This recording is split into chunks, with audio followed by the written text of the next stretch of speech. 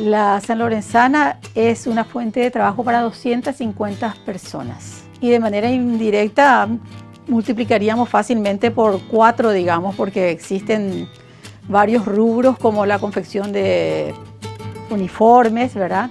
Las compras de útiles e insumos, ¿verdad? Que también forma parte de otras actividades, las cantinas, el dar de comer, o sea que realmente muchísimas personas en forma indirecta. La Sanlorenzana permanentemente tiene planes de capacitación porque consideramos que es muy importante capacitar al personal.